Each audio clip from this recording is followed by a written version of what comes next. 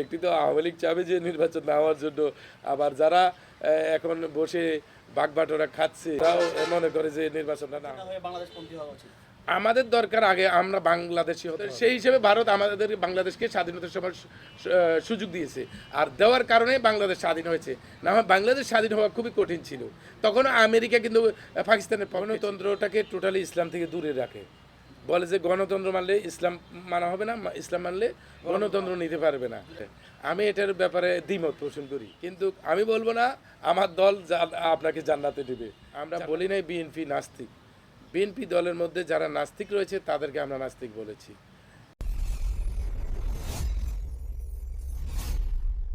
আমরা আছি কুমিল্লা ৯ লাকসাম মনোরগঞ্জ আসনের প্রার্থী, বৃহত্তর সুন্নি জোটের যে মনোনীত প্রার্থী চেয়ার প্রতীকের মীর মোহাম্মদ আবু বকর সিদ্দিকী, ওনার নির্বাচনী ভাবনা এবং ভোটারদের উদ্দেশ্যে ওনার কমিটমেন্ট এই সম্পর্কে আমরা একটু জানার চেষ্টা করব। শুরুতে ভাই আপনাকে আমাদের ইন্টারভিউতে আসার জন্য আপনাকে স্বাগত জানাচ্ছি। শুরুতে আপনার কাছে আমরা একটু জানতে চাবো, এই যে আপনি একটা কথা আপনার সব বক্তব্যে বলছেন যে মুক্তিযুদ্ধের চেতনা এবং কোরআন সুন্নাহর আলোকে দেশ গড়তে যাচ্ছেন, এই যে দুটি ধারাকে আপনি একই মোহনায় এনে আপনি মেলালেন, এটা কিভাবে কি করবেন আপনি এই বিষয়ে? স্বাধীনতার সপক্ষে মুক্তিযুদ্ধের সময় আমাদের এই দেশের আমাদের পীর মাশায়েখগণ, আমি বৃহত্তর সুন্নি জোটের প্রার্থী হিসেবে এই আসনে প্রার্থী হয়েছি। আমরা আকিদা আহলে সুন্নাত আল জামাত যারা রয়েছি, আমাদের আকাবিরাগণ তখন ৭১ সালে মুক্তিযুদ্ধের সময় তখন মুক্তিযুদ্ধের পক্ষে ছিল। কারণ মুক্তিযোদ্ধারা যখন এই দেশে ঝাঁপিয়ে পড়ে তখন এই দেশের মানুষের উপর বর্বর হামলা নির্যাতন জুলুম করেছিল পাকিস্তানি বর্বর বাহিনী, এবং বাংলাদেশের অধিকার দেয় নাই। এরপরে আপনি জানেন তখন আমি একটি রাজনৈতিক নামে বলবো, তখন হয়তো আওয়ামী মুসলিম লীগ ছিল, ওরা সংখ্যাগরিষ্ঠ ঘনিষ্ঠ জিতের পরও তাদেরকে তারা যেই ক্ষমতা পেয়েছে সেই ক্ষমতা বুঝিয়ে দেয় নাই পাকিস্তান গভর্নমেন্ট। না দেওয়ার পর থেকে কিন্তু এইটার যুদ্ধ হওয়ার বেগবান শুরু হয়েছে। এটা কিন্তু একদিনে হয় নাই, দিনে দিনে তিল তিল করেই কিন্তু বৃহৎ আকারে দাঁড়িয়েছিল। তো সেই সময়ও কিন্তু আমাদের আকাবিররা বৈষম্য থাকতে চায় নাই। এই দেশের জনগণের যেই উপর নির্যাতন হচ্ছে তার বিপক্ষে গিয়ে মুক্তিযোদ্ধার পক্ষে দাঁড়িয়েছিল। সেই জন্য আমরা মুক্তিযুদ্ধের পক্ষেই আগেও ছিলাম, এখনও আছি। পাশাপাশি কোরআন সুন্নাহ মোতাবেক কীভাবে সমন্বয় করলাম দেখেন, কোরআন সুন্নাহ মোতাবেক যদি হয় অন্য ধর্মের লোকগুলোও কিন্তু আমাদের কাছে নিরাপদ থাকবে। আসলে স্বাধীনতা মুক্তিযুদ্ধের কথা বলে অনেকেও যদি ক্ষমতায় গিয়েছে বা মুক্তিযুদ্ধের চেতনা বাহিরে যারা রয়েছে, বিরোধিতা যারা রয়েছে, তারাও বিভিন্ন সময় বিভিন্ন মন্দিরে হামলা করেছে, বিভিন্ন হিন্দু ভাইদের বাড়িঘর দখল করেছে, দোকানপাট লুট করেছে। এখনও বাংলাদেশের অনেক হিন্দু, আমি বলবো অনেক হিন্দু, তারা আসলে মুসলমান, আমরা যেই দলের লোকে যাই তারা আমাদেরকে খুব রেসপেক্ট দিয়ে কথা বলে, কারণ তারা ভয়ে থাকে কখন কার সাথে যদি কথা কাটাকাটি হয় তাদের ক্ষতি হয়। সেজন্য তারা এটা চিন্তা করেই কিন্তু এখানে এই বাংলাদেশে চলাফেরা করে। আমি যেটা অ্যাকচুয়ালি এটা বলবো, অনেকে হয়তো এটাকে নেগেটিভ নিতে পারে, কিন্তু আমার বিবেকের বিচার হবে কাল কিয়ামতের সময়। আমি সঠিক বলতে হবে, কারণ আমার প্রিয় নবী হজরত মুহাম্মদ সাল্লাল্লাহু আলাইহি সাল্লাম তিনি আমাদেরকে সেটাই শিক্ষা দিয়েছেন, অন্য ধর্মের লোকদেরকে আমরা সম্মান করা এবং তাদেরকে গালি না দেওয়া, তাদের বিরুদ্ধে কথা না বলা। সেই জন্যই কিন্তু আমাদের প্রিয় নবী হজরত মুহাম্মদ সাল্লাল্লাহু আলাইহি সাল্লাম বারবার আমাদেরকে নির্দেশনা দিয়েছেন। সেদিকে যদি একটি হাদিস উল্লেখ করি, একদিন একটি ইহুদিদের লাশ যাচ্ছিল, তখন রাসূল সাল্লাল্লাহু আলাইহি সাল্লাম দাঁড়িয়ে গেছেন। তখন সাহাবারা জিজ্ঞাসা করলো, ইয়া আল্লাহ রাসূল সাল্লাল্লাহু আলাইহি সাল্লাম, এটা তো ইহুদির লাশ, আপনি দাঁড়িয়ে গেলেন। রাসূল সাল্লাল্লাহু আলাইহি সাল্লাম তখন তাকে বলল, কেন, সে কি মানুষ নয়? তাহলে আমাদের প্রিয় নবী সাল্লাল্লাহু আলাইহি সাল্লাম হযরত মুহাম্মদ সাল্লাল্লাহু আলাইহি সাল্লাম আমাদেরকে যে শিক্ষা দিয়েছে অবশ্যই আমরা সেই শিক্ষা মানতে হবে, এটাই আমার ইমানি দায়িত্ব। আচ্ছা, একটা বিষয় আপনাকে এখন প্রশ্ন করি, আমাদের দেশে কিন্তু মারাত্মকভাবে দুইটা ট্যাগই নেই, একটা হলো যে মুক্তিযুদ্ধ পন্থা মানে আওয়ামী লীগ, আর দাড়ি টুপি মানে জামাত। এই দুইটা ট্যাগিং কিন্তু আছে। এখন আপনারা এই বিষয়টাকে কিভাবে দেখছেন?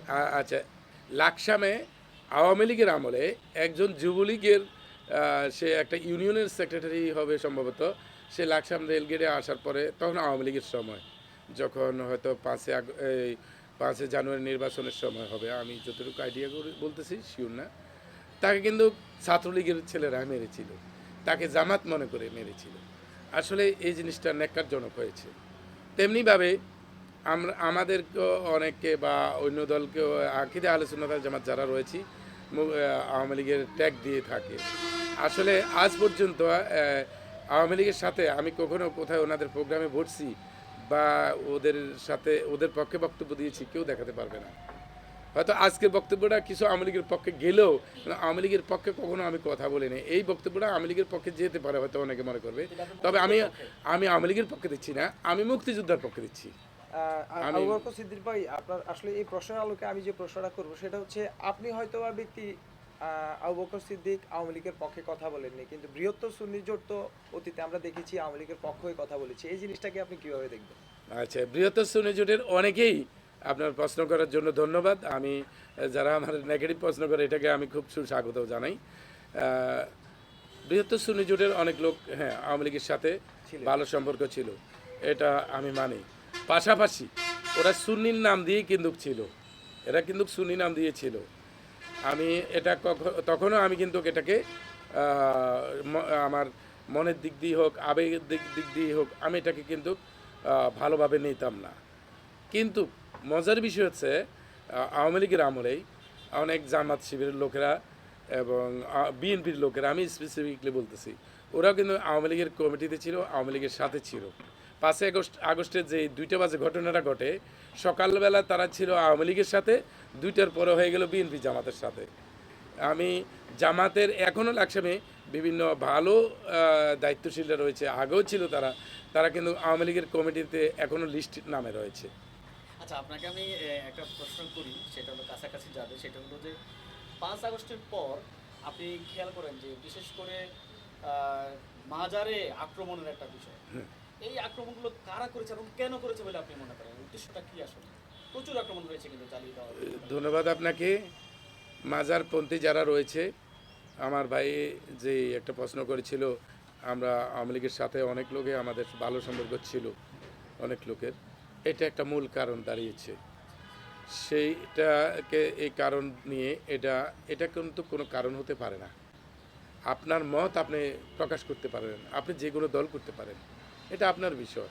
আপনি যে কোনো ধর্ম পালন করতে পারেন, এটাও আপনার বিষয়। কিন্তু এতে স্বাধীন আওয়ামী বিদ্বেষ, এটা মাজার বিদ্বেষ না, আওয়ামী বিদ্বেষ না, না এটা মাজার বিদ্বেষ প্লাস আওয়ামী কি ট্যাগ দিয়া, মাজার বিদ্বেষী লোকরা আওয়ামী কি ট্যাগ দিয়ে কিন্তু এগুলো ভাঙচুর এটা কি করেছে। আসলে আকীদাগত সুবিধা নেওয়ার জন্যই কি ঘটনা হ্যাঁ, এটা আকীদাগত প্রতিহিংসার জন্য। আচ্ছা, প্রতিহিংসার মীর আবু বকর সিদ্দিক সাহেব, আপনার কাছে আমার একটা প্রশ্ন থাকবে, যেটা হচ্ছে আমরা জানি সমালোচকরা এই বিষয়টা নিয়ে আলাপ আলোচনা করে। আমি এই জিনিসটা আপনার কাছে তুলে ধরতে যাচ্ছি। আপনি বিগত কয়েকটা নির্বাচন করেছেন, ওই রকম দৃশ্যমান কোনো সাফল্য পাননি। এবার নির্বাচনে কেন আপনাকে মানুষ ভোট দিবে, এই বিষয়টা আপনি যদি একটু বলতেন। আমি আপনাকে বলি, 18 সালে নির্বাচন, আসলে আমি কোনো নির্বাচন করার আমার ইচ্ছা ছিল না। 18 সাল আমাদের চেয়ারম্যান হুজুর, আমি যেই সংগঠন করি ওনার কাছে আমি বায়াত, উনি বলছে যে 18 সালে নির্বাচন করার জন্য উনি আমাকে অর্ডার দেয়। তারপরে আমি 18 সালে নির্বাচনে অংশগ্রহণ করি। 18 সালের নির্বাচনটা এমন ছিল, জামাত বিএনপি হয়তো জোর করে দখল করবে, নতুবা আওয়ামী লীগ জোর করে নিয়ে যাবে, এমন সিচুয়েশন আমরা দেখেছি। কারণ আমি ছাত্র বয়স থেকে রাজনীতি করি, তো তখন বুঝতে পেরেছি। তারপরে আমি কিন্তু 18 সালের নির্বাচন আমি করলেও ওইভাবে নির্বাচন করি নাই। আমি জানি যে এমন কিছু সিচুয়েশন হবে, ওইখানে কেন আমি দেওয়াল হিসেবে দাঁড়াই নেই। কারণ আপনারা জানেন আকিদা আহলে সুন্নাত ওয়াল জামাত আমরা যারা রয়েছি, আমরা ফিতনা চাই না, মারামারি কাটাকাটি লাশ পড়ুক, এই রাজনীতি আমরা চাই না। আমরা চাই সুন্দর একটি বাংলাদেশ। সেই জন্যেই কিন্তু ওই 18 সালের নির্বাচনটা ওইরকম চিন্তাভাবনা করেছিলাম। যাই হোক, দলের সিদ্ধান্ত দিয়েছে, প্রার্থী হয়েছি। কিন্তু 24 সালে আপনারা জানেন আওয়ামী লীগ সরকারের বিভিন্ন রাজনীতি নেতৃবৃন্দ, এমপি মন্ত্রীদের দুর্নীতি এবং যারা দায়িত্বে ছিল তাদের দায়িত্ব অবহেলা, এবং কি আওয়ামী লীগের অনেক নেতাকর্মীও এই নেতৃত্বের বিরুদ্ধে ছিল। 5ই আগস্ট 24 সালে হয়তো না হওয়ার জন্য সহজ হয়েছে আমি মনে করি। আমার দিক থেকে অনেক আওয়ামী লীগের লোকও এই 5ই আগস্টের পক্ষে ছিল। কারণ হচ্ছে তাদের নেতৃবৃন্দরা তাদের বিরুদ্ধেও, তাদের পক্ষেও কোনো কাজ করে নাই, তাদের বিরুদ্ধেও অনেক সময় অনেক ওই লোকাল নেতৃত্বের কারণে কি প্রতিহিংসার কাজ দুর্নীতিতে করছে তারা জড়ায় আর গেছিলেন। দুর্নীতিতে জড়িয়ে যাওয়ার জন্য অনেকে যারা অ্যাকচুয়ালি মুক্তিযুদ্ধের চেতনা নিয়ে যারা আওয়ামী লীগ করে তারা কিন্তু হ্যাঁ, তখন আমরা তখন দেখতে পেয়েছিলাম আপনার যারা হচ্ছে প্রবীণ রাজনীতিবিদ ছিলেন, প্রবীণদেরকে কোনো মূল্যায়ন করা মূল্যায়ন হয়নি। করে নাই, এবং সেই কি জন্য। এটার জন্য হয়তো বা হ্যাঁ তখন আমি মনে করছিলাম আমার একটা আমি মনে করছিলাম বলতে আমি তো নির্বাচন করবোই, আমার দলীয় সিদ্ধান্ত আসছে। কেন আসছে আপনারা জানেন, আমরা তখন আমাদের দলীয় চেয়ারম্যান মহাসচিব হুজুর নির্বাচন কমিশনের সাথে যোগাযোগ কথা বলছে, বৈঠক করেছে যে 24 সালের মতো যদি দিনের ভোট রাতে হয়ে যায়, 18 সালের ভোটটা কিন্তু রাতে হয়ে গেছে, এই দেশের মানুষ জানে। আমরা 14 সালের নির্বাচনে অংশগ্রহণ করি নাই, এই নির্বাচনেরা গ্রহণযোগ্যতা পাবে না, সেই জন্য 18 সালে আমরা নির্বাচনে সকল দল অংশগ্রহণ করেছে, সেই হিসেবে আমরা অংশগ্রহণ করেছি। আর 24 সালে আমরা অনেক দল আসে নাই, অনেক দল আমরা গেছি নির্বাচনে। আমরা যাওয়ার মধ্যে আমরা যারা রয়েছি, আমরা নির্বাচন কমিশনকে আমাদের দলীয় পক্ষ থেকে জিজ্ঞাসা করা হয়েছিল 18 সালের নির্বাচনের মতো যদি নির্বাচন হয়, এই নির্বাচনে আমরা যাব না, কারণ দিনের ভোট রাতে হবে, তাহলে এই নির্বাচনে আমরা যাওয়ার কোনো প্রশ্নই ওঠে না। তখন নির্বাচন কমিশনে এটা মিডিয়া ডকুমেন্টারি রয়েছে, নির্বাচন কমিশন বলেছিল একটি ব্যালট পেপারের উপরে যদি আরেকটি ব্যালট পেপারে হাত দেয় কোনো ভোটার, তার জন্য একটি গুলি বাজেট করা হয়েছে। মানে প্রশাসন এত স্ট্রিক্ট থাকবে এমন আশ্বাস দিয়েছিল। সেই জন্যই আমি 24 সালে নির্বাচন করেছি। 24 সালের নির্বাচনেও আপনারা দেখেছেন এই 24-এর নির্বাচন আপনি যে কথাটা বললেন, নির্বাচন কমিশন বলেছিল যে একটা ব্যালটে যদি কেউ হাত দেয় এটার এগেনস্টে একটা বুলেট নির্ধারণ থাকবে। এত হার্ড কথা বলার পরেও নির্বাচন কি হয়েছে আমরা দেখেছি। এখন এবারে 26-এর নির্বাচনে আপনি কি মনে করেন যে সুষ্ঠু ভোটের পরিবেশ আছে? আর যদি থেকে থাকে তাহলে কিসের উপরে মানে আপনারা কনফিডেন্স পাচ্ছেন, যে মানে কোন দৃশ্যমান জিনিসের উপরে কনফিডেন্স পাচ্ছেন যে এবারে নির্বাচন সুষ্ঠু হবে, এই বিষয়টা একটু বলবেন। ধন্যবাদ আপনাদেরকে। আমি এই 26 সালে নির্বাচনে প্রার্থী হয়েছি আমাদের দলীয় সিদ্ধান্ত। একটি রাজনৈতিক দল তাকে নির্বাচনে অংশগ্রহণ করতে হয়, তো সেই জন্য আমি প্রার্থী হয়েছি। আর এই 26 সালের নির্বাচন যেহেতু একটি কেয়ারটেকার সরকারের মাধ্যমে হচ্ছে, তো আমরা মনে করি যে এই সরকারের একটি কোনো দলীয় সরকার নয়, যদিও এখানে আড়ালে জড়িত রয়েছে এনসিপি একটা দল, তাদের একটা অবস্থান রয়েছে। এরপরে 5 আগস্টের পরে প্রশাসনিক অবস্থানে জামাতের বিভিন্ন একটা বিশাল একটা টিম জড়িত আছে। এর মধ্যে আমরা আশাবাদী, যেহেতু নির্বাচন যদি সারা বাংলাদেশে হয়, একসাথে হয়, তাহলে কিছু না কিছু নিরপেক্ষতার নির্বাচন হবে। কারণ হচ্ছে যে বিএনপির সারা বাংলাদেশে বিএনপির সবাই জানে একটি বৃহত্তর একটি রাজনৈতিক দল। এই দেশের মানুষ বুঝুক না বুঝুক, তারা আওয়ামী লীগ বিএনপি এটা দুইটা দলকে চিনে। এটা আসলে আমি বা আপনি কেউ এটা থেকে সরে আসতে পারবো না, বা এই ব্যাপারে আমরা মিথ্যা বলা কোনো সুযোগ নেই, আর মিথ্যা বলা তো ইসলামে হারাম। তো সেই জন্য আমি বলবো যে ওই বিএনপিও কিন্তু ছাড় দেবে না, কারণ মাঠ পর্যায়ে এককভাবে কেউ ভোটবিহীন নির্বাচন করিয়ে নেওয়া আগের মতো আমি আশাবাদী সেরকম করতে পারবে না।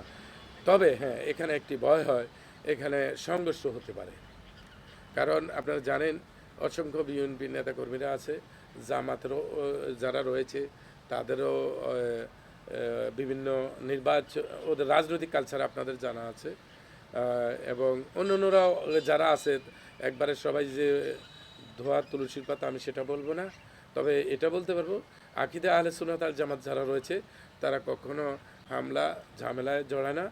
অন্যান্য যারা রয়েছে ওরা যে কোনো মুহূর্তে তাদের অবস্থানের শক্তি পেলেই তারা কিন্তু, তার মানে আপনার কথায় আমি যেটা বুঝতে পারলাম, আপনি এই নির্বাচন সামনে যে অল্প কয়েকদিন সময় আছে, নির্বাচন কেন্দ্রিক ঝামেলা হওয়ার আশঙ্কা আপনি মনে করতেছেন? হ্যাঁ, আমি আশঙ্কা ঝামেলা যদি হয় আপনি কি করবেন? ঝামেলা আমরা সবসময় রেসপেক্ট করি প্রশাসনকে, আইনকে আমরা রেসপেক্ট করি। আইন কি যথেষ্ট আছে, মানে আইন সংস্থার যে বর্তমান পরিস্থিতি, ঝামেলা হলে মোকাবেলা করার মতো যথেষ্ট আছে কিনা আপনার কাছে কি মনে হয় একজন প্রার্থী হিসেবে? আপনাদের দলীয় প্রস্তুতি কি সাথে? আচ্ছা, আইন প্রশাসন যদি চায় বাংলাদেশে সুস্থ নির্বাচন করতে পারবে, কিন্তু সমস্যা হয়েছে যে আমাদের দেশের প্রশাসনটা আমি এই লেনে খুবই দুঃখ প্রকাশ করছি। প্রশাসন সবসময় যারাই ক্ষমতাশীল হয় তাদেরই তাবেদারি শুরু করে দেয়, এবং তারা যেটা বলে সেদিকেই লক্ষ্য রাখে। এই ব্যর্থতাটা আপনি কাকে দিবেন? মানে এই যে প্রশাসন মানে যারা হচ্ছে ক্ষমতায় আসে বা আসার সম্ভাবনা থাকে তাদের যে দাবিদারিতার কথাটা বললেন, এই ব্যর্থতাটা আসলে কার মনে করেন আপনি? এই ব্যর্থতা প্রশাসনের হেড অফ দ্য ডিপার্টমেন্ট, কোনো রাজনৈতিক দলের না। এই প্রশাসন যদি আজকে চায় অন্যায়ভাবে ডক্টর ইউনূসও একটা আইন পাস করতে পারবে না, প্রশাসন যদি চায়। কারণ আইন আছে এই দেশের, আইন নিয়ে কথা বলবে প্রশাসন। আমার আপনার সবার জন্য সমান থাকতে হবে। কিন্তু আমি দেখেছি, অতীতেও আমি দেখেছি, 24 আগস্টের আগেও দেখেছি, আগস্টের পরেও দেখেছি আমি প্রশাসন সব সময় কেন যে ক্ষমতাসীনদেরকে ভয় করে চলে, তারা তাদের প্রশাসনের যেই প্রশাসনিক দায়িত্বশীল, এটাতে তখন মনে হয় তাহলে তারা আপনার লড়ে কথা, যায়। তার মানে আপনার কথা আমরা যদি সামারিটা নিয়ে হচ্ছে এবারে নির্বাচনও আপনি আশঙ্কা প্রকাশ করছেন ঝামেলা হওয়ার সম্ভাবনা আছে, মানে সুষ্ঠু নির্বাচন হবে কি না সেটা নিয়ে আপনার একটা প্রশ্নবোধক থেকে যায়। হ্যাঁ, আমি আশাবাদী সুস্থ নির্বাচন করে নেবে, কিন্তু এর মধ্যেও আমার অবশ্যই আশঙ্কা রয়েছে। আমি 70% আশাবাদী নির্বাচন সুস্থ হবে, আচ্ছা, আর 30% আমি মনে করি যে যে কোনো ঝামেলা হওয়ার মুহূর্তে সম্ভাবনা আছে। ঝামেলা হইতে পারে। আচ্ছা। এরপরে আন্তর্জাতিক বিভিন্ন ব্যাপার স্যাপার আছে, যে কোনো মুহূর্তে আরও বিভিন্ন ইয়ে রয়েছে। আমি বলবো যে দুইটা দলে চাচ্ছে নির্বাচন না হওয়ার জন্য। একটি তো আওয়ামী লীগ চাবে যে নির্বাচন না হওয়ার জন্য, আবার যারা এখন বসে বাগবাটোরা খাচ্ছে ওরাও মনে করে যে নির্বাচনটা না হোক। আচ্ছা, একটা ভিন্ন প্রসঙ্গে মনে একটু আসতে পারি। হ্যাঁ, হ্যাঁ, ভিন্ন আসুন। প্রসঙ্গটা হলো যে আমাদের নির্বাচনগুলোতে আমরা দেখতেছি যে ভোটারদের বেশিরভাগ আপনার মার্কা কেন্দ্রিক ভোট দেওয়ার একটা বিষয়, হ্যাঁ। ব্যক্তি পছন্দ না করে। যেমন ধরো একজন প্রার্থী দাঁড়ালো, তিনি লোক হিসেবে ভালো না, কিন্তু ওই মার্কাটা সমর্থন করে তাকে ভোট দিয়ে দিচ্ছে। এটা কি আপনি ভালো মনে করেন কিনা, এবং যতগুলো প্রার্থী লাগানো আছে তার মধ্যে আপনি নিজেকে যোগ্য মনে করছেন কিনা ব্যক্তি হিসেবে? আচ্ছা, এই জন্য আমি বলবো, এই যে বৃহৎ বৃহৎ দল সবাই চিন্তা করে এবং মার্কাকে মানুষ বেছে নেয়, এই জন্যেই পরবর্তীতে কিন্তু এই জাতি ক্ষতিগ্রস্ত হয়। প্রশাসন তাদেরকে ভয় করে, প্রশাসন তাদেরকে ভয় করলেই ওই যে গরিব লোকটি সে তখন ন্যায় বিচার পায় না, ওই নেতৃবৃন্দ প্রশাসনকে ব্যবহার করে। তা আমি মনে করি যে এই দেশের ভোটাররা, আমি আশাবাদী কিছু ভোটার সচেতন হচ্ছে, আমি আশাবাদী। তো ওই ভোটাররা যদি চিন্তা করে আমি ব্যক্তিকে ভোট দিতে হবে, কারণ এই ব্যক্তি এই আসনের কর্ণধার হবে এবং এই ব্যক্তি আমাদেরকে পরিচালনা করবে। এই ব্যক্তির নেতৃত্বে আমরা আগামীতে 5টি বছর লাকসাম মানবগঞ্জ বা যে আসনে হোক, যে আসনের প্রার্থী হোক, তার তত্ত্বাবধানে থাকলে মানুষের জুলুম শিকার হব না, প্রতিহিংসার রাজনীতি থাকবে না, মানে চাঁদাবাজি থাকবে না, কেউ ব্যবসা করতে ডিস্টার্ব হবে বা সমস্যা করবে এমন হবে না। সেই চিন্তা করে ভোট দেওয়াটা আমি মনে করি তার ইমানি দায়িত্ব এবং দেশপ্রেমের বিষয় রয়েছে, এবং তার এই লাকসাম মনোরঞ্জনের শান্তি বজায় রাখার জন্য তারও অবদান রয়েছে। বাকি প্রার্থীদের চাইতে আপনি নিজেকে একটু এগিয়ে রাখবেন কিনা ব্যক্তি হিসেবে? ব্যক্তি আবু বকর সিদ্দিকী, অন্য যে 3-4 জন সকল প্রার্থী আমি সবাইকে আমি সমান মনে করি, আবার সবাই আমার মুরব্বী, আমি সবাইকে শ্রদ্ধা করি। কিন্তু আমি ভোটারদেরকে বলবো, আমরা যে প্রার্থীরা রয়েছি, 8 জন প্রার্থী রয়েছে এই আসনে, আপনাদের বিবেক, আপনাদের চিন্তা, আল্লাহ আপনাকে সকল চিন্তা, এই বিবেকের বিচার আগামী বাংলাদেশে যেমন আপনার বিচারের পরেই এই দেশ পরিচালনা হবে, পাশাপাশি কাল কিয়ামতের সময় আমার প্রত্যেকটি জিনিসের হিসাব দিতে হবে। আমি বলবো আমার এই 8 জনের প্রিভিয়াস হিস্ট্রি নেওয়া হোক এবং ওনাদের চিন্তা চেতনা, ওনারা কখনো কার কি ক্ষতি করেছে কিনা এবং তারা স্বাধীনতা বিরোধী কিনা। কারণ বাংলাদেশের প্রত্যেকটি নাগরিক প্রথম তার বাংলাদেশি নাগরিক হিসেবে প্রথম তার চিন্তা থাকবে যে মুক্তিযুদ্ধের চেতনা থাকতে হবে তার ভিতরে। সে যদি বাংলাদেশের স্বাধীনতা মানে, সেটা দেখতে হবে তার ভিতরে মুক্তিযুদ্ধের চেতনা রয়েছে কিনা। আর দ্বিতীয়ত হচ্ছে, যেহেতু ওই লোকটি কোরআন সুন্নাহর আলোকে কথা বলে, আসলে কোরআন সুন্নাহর আলোকে চলে কিনা। কোরআন সুন্নাহর আলোকে চললেই দেশ, ধর্ম, মত সব মানুষ শান্তিতে থাকতে পারবে, সকল মতের লোক, সকল ধর্মের লোক। আচ্ছা, আমি আপনার কাছে সরাসরি একটা প্রশ্নে যাচ্ছি, যেটা হচ্ছে বিভিন্ন ভাবে আমরা এই সমালোচনা শুনতে পাই। ধর্মভিত্তিক রাজনীতি, যেহেতু আপনি একটা ইসলামী দলের রাজনীতি করছেন বা ইসলামী দলকে রিপ্রেজেন্টেশন করতেছেন, এখন ইসলামী রাজনীতি সমাজে বিভাজন তৈরি করে যে একটা সমালোচনা আছে, এই সমালোচনার উত্তরটা আপনি কিভাবে দিবেন? ইসলামী রাজনীতিগুলা হচ্ছে সমাজে বিভাজন করে, যেমন একটি ইসলামী দল আরেকটি ইসলামী দলের বিরুদ্ধে কথা বলে বিভাজন তৈরি করে, ওইটা না? শুধু তাই না, সাথে আমি একটু যোগ করে যোগ দিই, করি। সেটা হলো যে ইসলামী দল তো 3-4 রকম করে আমাদেরকে বোঝাচ্ছে আমরা সঠিক, আমরা সঠিক, আমরা সঠিক। হ্যাঁ। পাশাপাশি আরেকটা জিনিস হচ্ছে যারা ইসলামী ট্যাগিং এর দলগুলো সমর্থন করে না, এদেরকে ইসলাম বিদ্বেষী, কাফের, মুনাফিক এই টাইপের ট্যাগিংও আছে। অথবা যারা ইসলাম বিদ্বেষী বলতে হচ্ছে ইসলাম ধর্মের বাইরে অন্যান্য ধর্মের যারা আছে তাদের মধ্যে যে একটা বিভাজন তৈরি করে, এই প্রশ্নের সমালোচনা আপনি কিভাবে উত্তর দিবেন? শুনেন, আমি ইসলামী দলের যে বিভাজনটা, এটার আগে উত্তর দিচ্ছি জি আমি। জি ইসলামী দলের বিভাজন যেটা, এটা আমার রাসূল সাল্লাল্লাহু আলাইহি সাল্লাম নিজেই বলেছিলেন, উম্মতে মুহাম্মাদি 73 দলে বিভক্ত হবে। একটি দল জান্নাতে যাবে, আকিদা আহলে সুন্নাত ওয়াল জামাত সর্বোপরি ইমামগণ আলেমগণ এটা মত দিয়েছেন। যারা রাসূল সাল্লাল্লাহু আলাইহি সাল্লামকে মহব্বত করবে, আল্লাহকে ভয় করবে এবং আল্লাহর ওলিদের শানের পক্ষে থাকবে, আকিদা এটাই বলে। আর 72 ফেরকা জাহান্নামী হবে। তাহলে 72টি দল জাহান্নামী দল হবে, তারা ফেরকা বাতিলা থাকবে, তো তাদের সাথে বিভাজন থাকবেই। এটা রাসূল সাল্লাল্লাহু আলাইহি সাল্লাম যেহেতু বলছেন, সেটা বিশ্বাস করাটাই ইমানি দায়িত্ব আপনার আমার।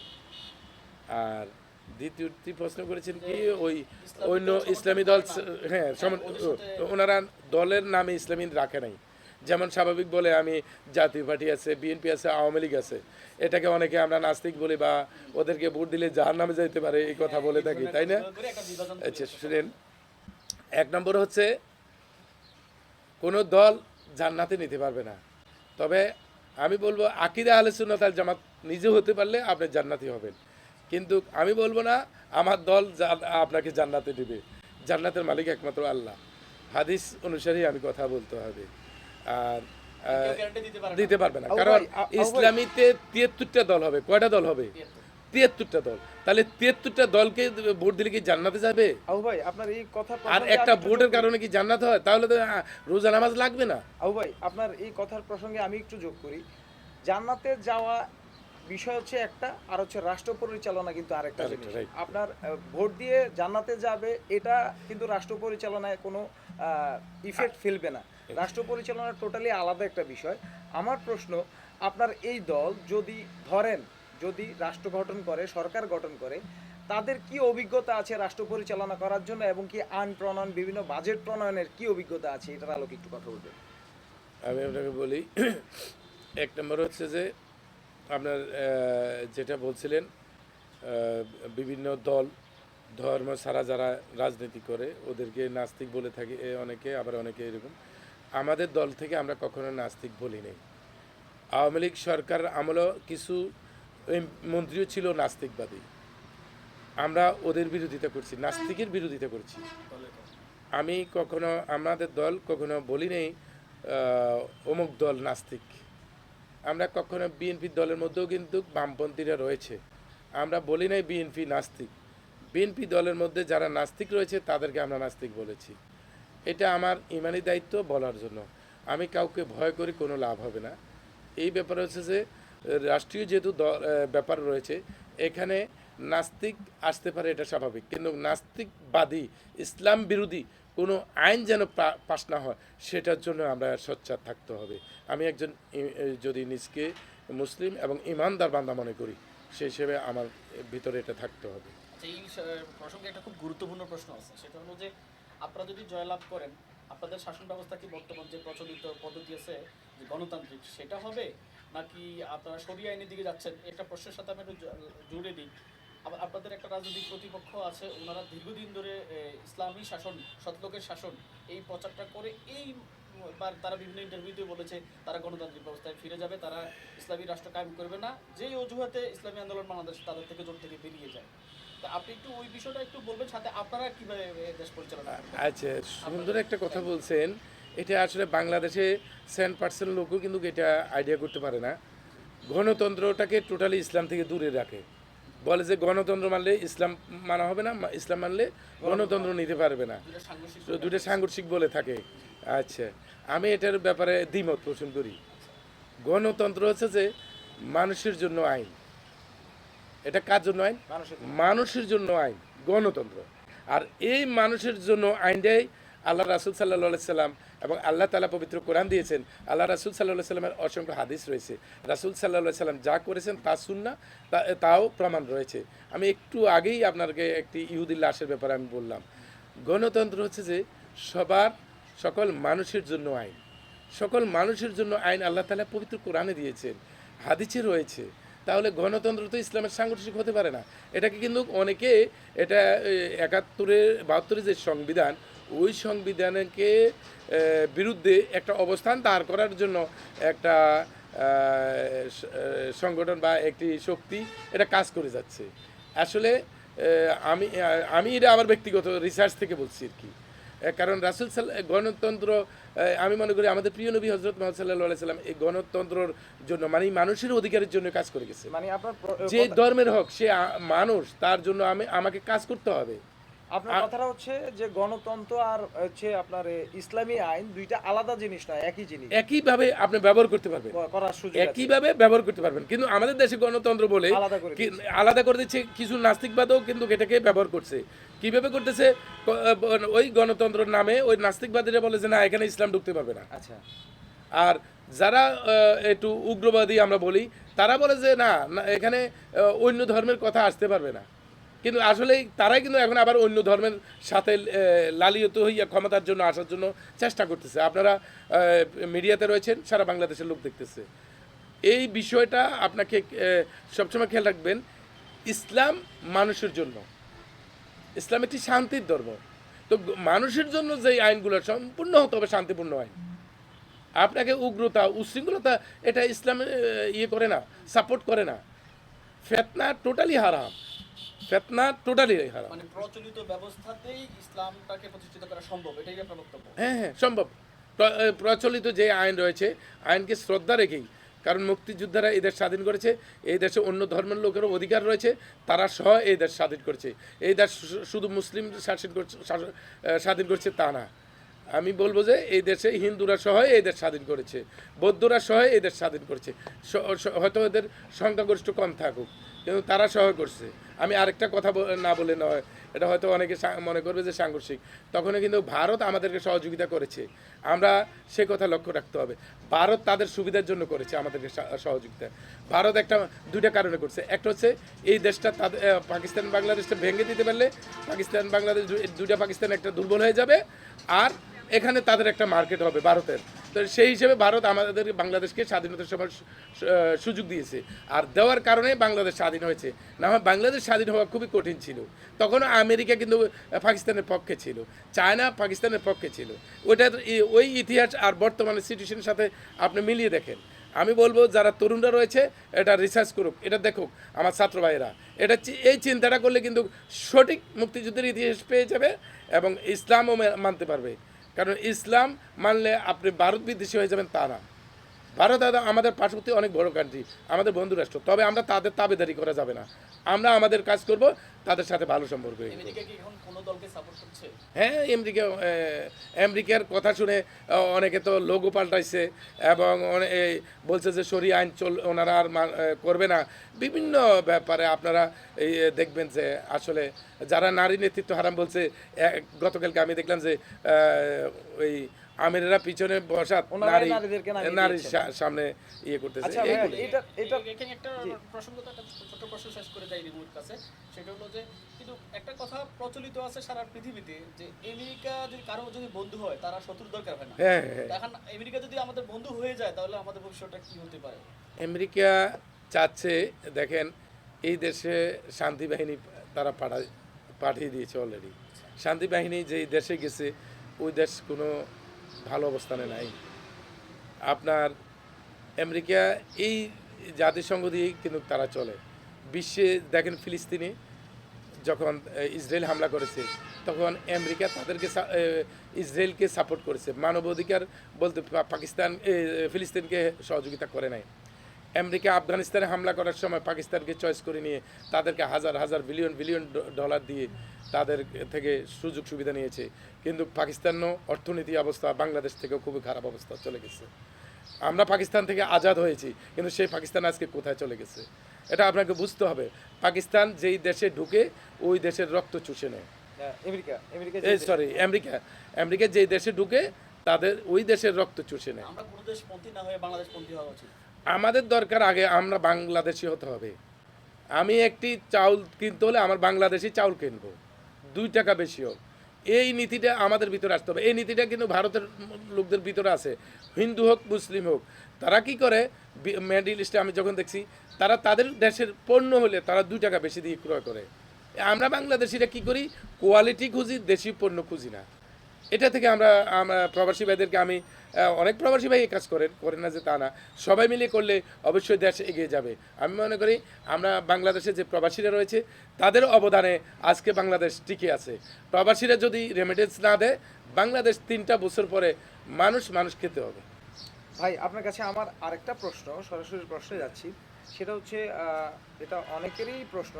আমরা যেহেতু অনলাইন জরিপ করেছি, আপনারা জানেন আমরা সবসময় অনলাইন জরিপ করি। আমাদের লাকসাম সিটি নিউজে যিনি আছেন উনিও প্রায় সময় অনলাইন জরিপ করে, প্রশ্ন ছুড়ে দেয়, এবং কি যারা আছেন তারা প্রশ্নের অনেক সুন্দর সুন্দর প্রশ্ন করেন। সেই আলোকে আমি আপনাকে একটা প্রশ্ন করছি। সেটা হচ্ছে আপনাদের দল অতীতে কিন্তু দেশ পরিচালনার কোনো অভিজ্ঞতা নাই। ধরেন আপনার দল না গেলেও আপনি এই আসন থেকে সংসদ নির্বাচিত হয়েছেন। আপনি সংসদে যাওয়ার পর এই যে বড় যে দলগুলো আছে ওই দলগুলোর সাথে আপনি সংসদে কিভাবে মোকাবেলা করবেন তাদের আধিপত্যের সাথে? কারণ বড় দলগুলোর আধিপত্য আমরা দেখেছি, জানি আমরা তাদের আধিপত্য কেমন। আপনি যদি সংসদ নির্বাচিত হন তাদের আধিপত্যের সাথে আপনি কিভাবে মোকাবেলা করবেন? ধন্যবাদ আপনাকে। লাকসামের জন্য মানে মোকাবেলা, যেহেতু আপনি লাকসামের সংসদ বা লাকসাম মনোগঞ্জ আসনের সংসদ হবেন, মোকাবেলা করে লাকসামের মানুষদের কি কি সুযোগ সুবিধা এনে দিতে পারবেন বলে মনে করেন আপনি? তাদের আধিপত্যের সাথে আপনার ইয়াটা কি থাকবে? ধন্যবাদ আপনাকে। দেখেন, বৃহত্তর সুন্নি জোট আহলে সুন্নাত ওয়াল জামাতের আকীদা ভিত্তিক যে রাজনৈতিক সংগঠন, আমরা 3টি সংগঠনে একত্রিত হয়ে সারা বাংলাদেশে প্রায় 78 আসনে আমরা প্রতিদ্বন্দ্বিতা করতেছি। আমরা আশাবাদী এখান থেকে কিছু আসন, আমাদের অনেকগুলো আসন আসবে, আমরা সেই আশাবাদী। তো ওখানে ওনারা সহ একসাথে হলে আরও দেশে বিভিন্ন, আমি মনে করি দেশপ্রেমিক রাজনৈতিক সংগঠন পাশ করে যাবে। সরকারি দলের চাপে বা বৃহত্তর দলের সাথে আমরা টিকে উঠতে পারবো কিনা, বা আমাদের চাহিদা ওখানে বলতে পারবো কিনা, এটাই তো আপনার প্রশ্ন। জি জি জি। বা লাকসাম মানবগঞ্জের জন্য আমি কিছু করতে পারবো কিনা তাদের আধিপত্যের সাথে আধিপত্যের সাথে। আমি বলি, শুনেন, এখন ডিজিটাল যুগ, সংসদে কি কথা হচ্ছে, যা একবারে আমার লক্ষণপুর গ্রামের কৃষক জমির আইলে বসে সে বলতে পারে, বুঝতে পারে, দেখতে পারে। তো এখন এই আধিপত্য থেকে ইনশাল্লাহ আধিপত্য যদি কেউ দেখা, এর বিরুদ্ধে কথা বলার সেই সৎসাহস আমাদের রয়েছে। আমরা সংসদে না থাকলেও আমরা সবসময় এই দেশের উন্নয়নমূলক এবং এই দেশ বিরোধী যারা কাজ করে তাদের বিরুদ্ধে কাজ করে যাচ্ছি, কথা বলে যাচ্ছি। আর অবশ্যই আমি আমার অবস্থান থেকে আমি সর্বোচ্চ চেষ্টা করব। আপনি অবশ্যই অবগত রয়েছেন যে 18 সালের নির্বাচনে 6 থেকে 7 জন বিএনপির প্রার্থী পাশ করেছিল। এর মধ্যে উল্লেখযোগ্য যে হারুন সাহেব সংসদ সদস্য, এবং নারী আরেকজন কে রয়েছে জানি বিএনপির, রুমিন ফারহানা। এই 2 জনের বক্তব্যের কাছে, এই 2 জনের চাহিদার কাছে, এই 2 জন, আমি মনে করি 100 বিরোধী দলের নেতার প্রয়োজন হয় নাই। এই 2 জন যেভাবে বক্তব্য দিয়েছে, সংসদকে তারা কাঁপিয়ে তুলেছে। আওয়ামী লীগ যতটুকুই তাদের 100 ভাগ চিন্তা করুক, কিন্তু এই 2 জনের অনেক জবাব দিতে পারে নাই, এবং হেনস্থার শিকার হয়েছে তখন পরিচালিত সরকার, আমার দেখা। এবং আপনারা এটা বিশ্লেষণ করলে দেখবেন। আর আমরা কিন্তু আরও আরেক বিষয় হয়েছে, আমাদের যুক্তিগুলো হারুন সাহেব অবশ্যই যুক্তিযুক্ত উপস্থাপন করতেন। আমরা ইনশাল্লাহ আশাবাদী। ওনাকে আমি স্যালুট জানাই, এবং রুমিন পারানাকেও আমি স্যালুট জানাই। উনি তখন ওই মুহূর্তে এইসব কথাগুলো বলছে, তখন কিন্তু বিএনপি জামাতের অনেক নেতাও কথা বলে নাই, ওরা দেশেও ছিল না, কিন্তু ওই সাহস দেখি উনি কথা বলে গেছে। আমি ওনাদেরকে স্যালুট জানাই। ওনার এবার আসলে স্বতন্ত্র থেকে নির্বাচনটা আপনি কিভাবে দেখছেন? যদিও রুবিন ফারহানার, যেহেতু উনি একটা সময় সংসদে কথা বলার মতো লোক ছিল না বিএনপির পক্ষে, উনি তখন সংসদে কথা বলেছেন, বিএনপির জন্য ওনার ত্যাগ আছে, কিন্তু দেখা গেল ইন দ্য মিন টাইম এখন যে রাজনীতির প্রেডিকশন, উনি স্বতন্ত্র থেকে নির্বাচন করতে হলো, এটাকে কিভাবে দেখছেন? আমি ওই আসনের বিএনপি ভাইদেরকে বলবো, রুমিন পারানা আসলে উনি একজন নারী হলো, তার যে কথাবার্তা, মুক্তিযুদ্ধের চেতনা, এবং অনেকে অনেক নেগেটিভ ওনাকে কথা বলো, কিন্তু আমি দেখিনি উনি নাস্তিকবাদীর পক্ষে কোনো কথা বলতে আমি দেখি নাই। সেহেতু একজন নারী, তার রাজনীতি করার অধিকার রয়েছে বাংলাদেশে, গঠনতন্ত্র অনুযায়ী, এবং উনি সর্বোচ্চ উনি সকল জায়গায় উনি সংসদেও উনি ওনার বক্তব্যগুলো এমনভাবে বক্তব্য দিয়েছে, দেশপ্রেমের বক্তব্য দিয়েছে এবং 5ই আগস্টের পরেও উনি মুক্তিযোদ্ধার পক্ষে বক্তব্য দিয়েছে, সেই জন্য ওনাকে ওনার আসনটা দেওয়া হয় না আমার পক্ষ থেকে, আমি মনে করি আর কি। আর ওইখানে যাকে প্রার্থী দিয়েছেন উনি কমি ঘরানার আলেম, উনি অনেক মেধাবী, অনেক জ্ঞানী, উনি অনেক লেখাপড়া করে, ওনাকে আমি রেসপেক্ট করি। তবে উনি আওয়ামী লীগের সময় বক্তব্য দিয়েছেন, 5ই আগস্টের পরে বিএনপির পক্ষে বক্তব্য দিয়েছেন, সেটা আপনারা ইউটিউব থেকে নিয়ে দেখেন। না আর রুমিন পারানা এমন একটি নেত্রী, আমি মনে করি ওই এলাকার জন্য উনি ভালো একজন নেত্রী। ওনাকে ওই আসনের লোক ওনাকে পাশ করানো সকল দলের নেতাকর্মীদের দৃষ্টি আমি বলবো, আমি ছোট মানুষ এখান থেকে বলছি, ওনাকে পাশ করানোর জন্য। কারণ ওনার মতো লোক সংসদে গেলে উনি কাউকে ছাড় দিয়ে কথা বলবে না ইনশাল্লাহ, আমি সেই আশা করি। রুবেল ভাই, আমি ওনার কাছে একটা শেষ প্রশ্ন করতে যাচ্ছি। ভাই আপনার কাছে আমার শেষ প্রশ্ন, এরপরে রুবেল ভাই যদি কোনো প্রশ্ন থাকে অবশ্যই করবেন। সেটা হচ্ছে নেটিজেনরা বলছেন, আপনার সমালোচক যারা আছেন তারা বলছেন, যদি এই নির্বাচনে আপনার ভরাডুবি হয়, এটি কি জনগণের রায় হিসেবে মেনে নেবেন নাকি নির্বাচনী ব্যবস্থাকে আপনি দায়ী করবেন? ধন্যবাদ। নির্বাচনের ভরাডুবি যেটা বলছেন, নির্বাচনে হার জিত আছেই।